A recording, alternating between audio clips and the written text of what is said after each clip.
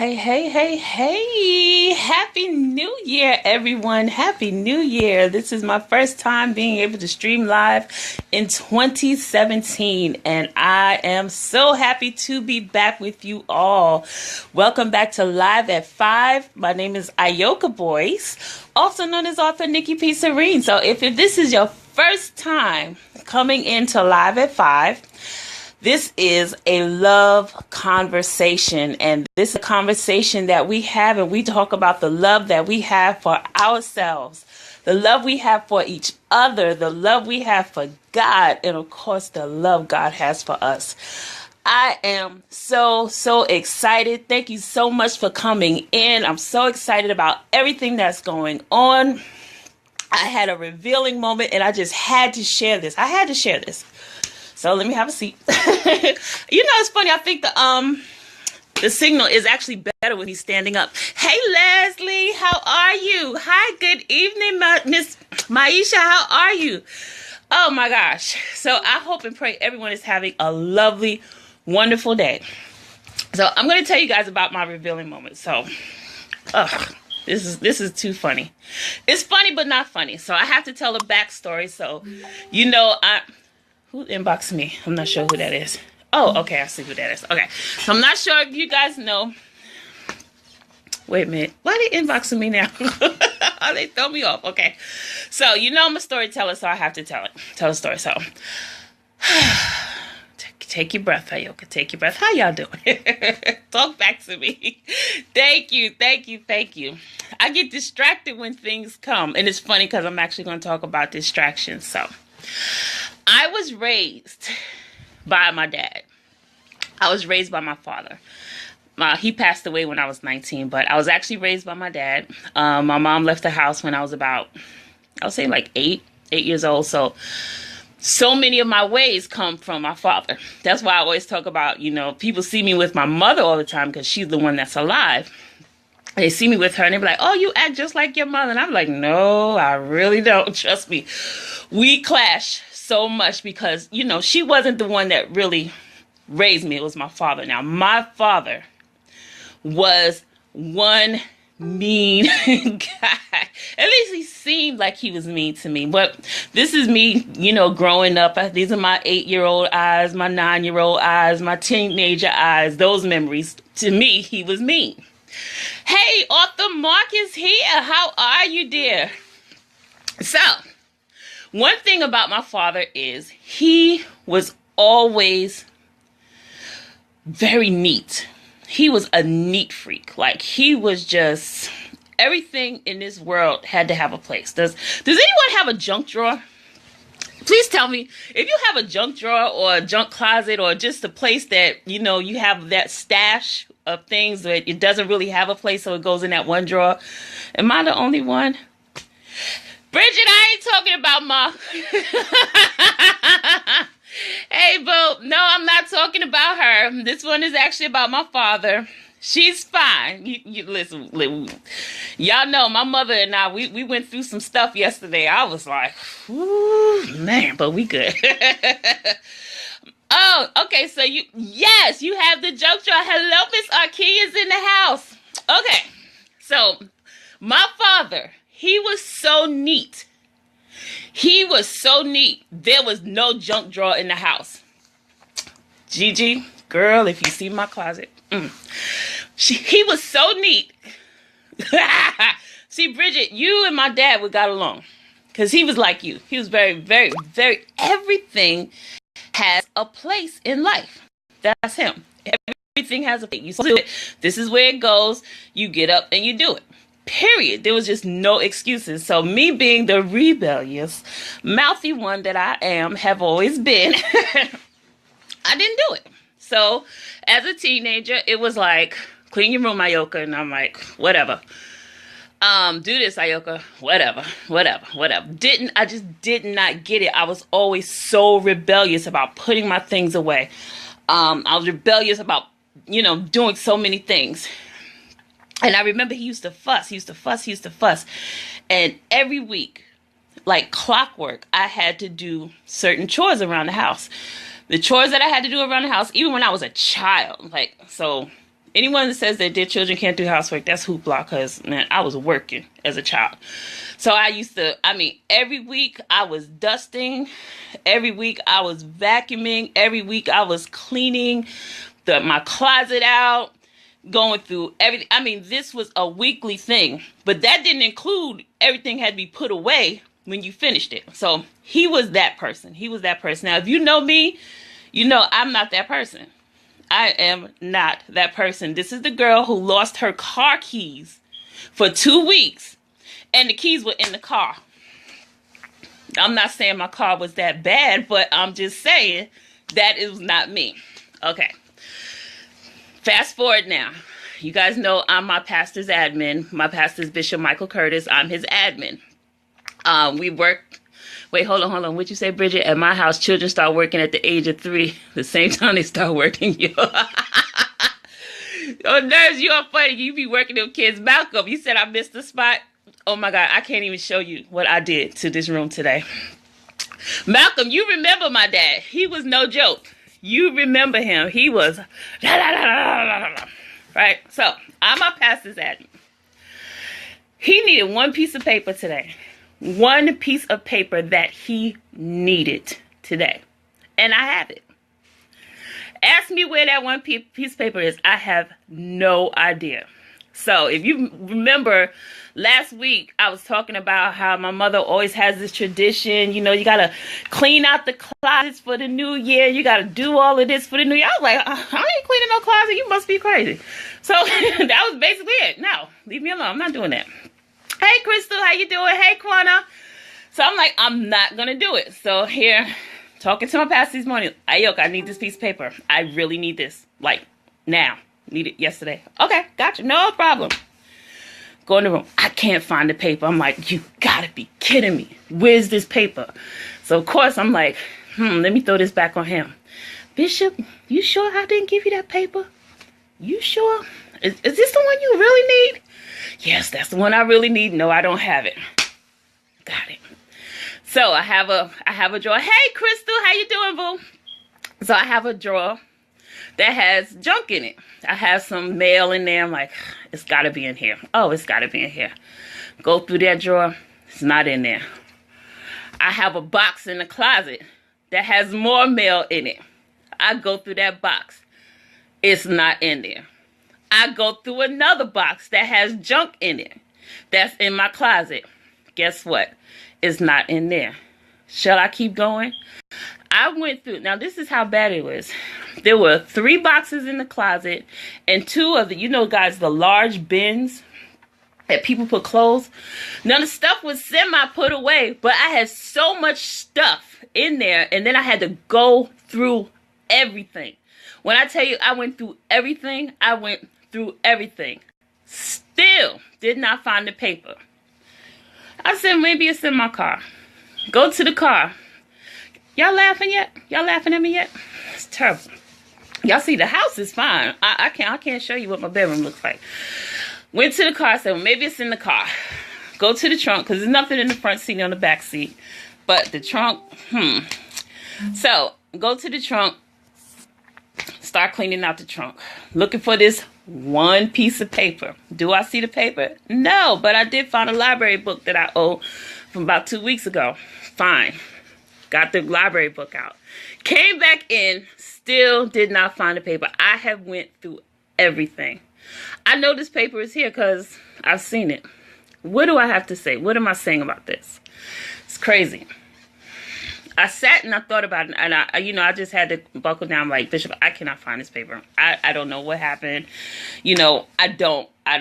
We can get a replacement tomorrow, but I cannot find this paper. He was like, don't even worry about it. I'm like, I apologize. I really got to step up, and be more organized.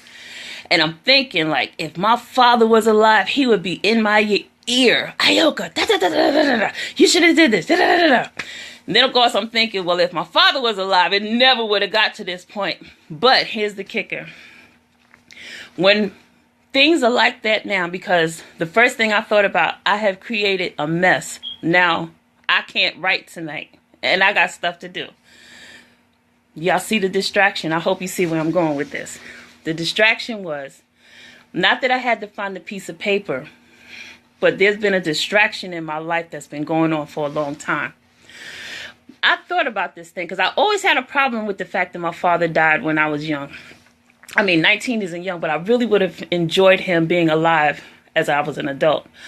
But what if, I know we talked about the what ifs last Friday, but what if the purpose that my father had in being so fussy toward me, about being neat, about being clean, no, I can't say clean because I'm a clean person. I'm a junky person. But what if the purpose about being neat, about having everything placed in order, what if it was his purpose to make sure that he drilled that within me? Let me plug my phone up because it says critically low. What if his purpose, hold on, was to drill that within me because I needed that at this point in my life now. Because now everything, I'm plugging this phone in, everything now is about ministry. Everything now is about ministry. When I'm writing, it's about ministry. If I'm blogging, okay, cool. It's plugging, yes, try. Everything is about ministry. Bishop Michael Curtis, my praise for you in 2017. It is, if you want to find anything of yours that Yogi has, you must get it at once. She forgets what she does with stuff. She forgets that she's supposed to be looking for something. Oh, gosh. Bridget, really? Pray for us. So, I got to hold the plug in. Okay. Seriously, though. Seriously, what if it was my father's design? What if God designed that for my life? Because I do believe that he was my parent for a reason. My mother is my parent for a reason. My dad was my parent for a reason. What if one of the things that he decided, that God chose him, Mr. Fussy himself, and I can't stand being fussed at because of him.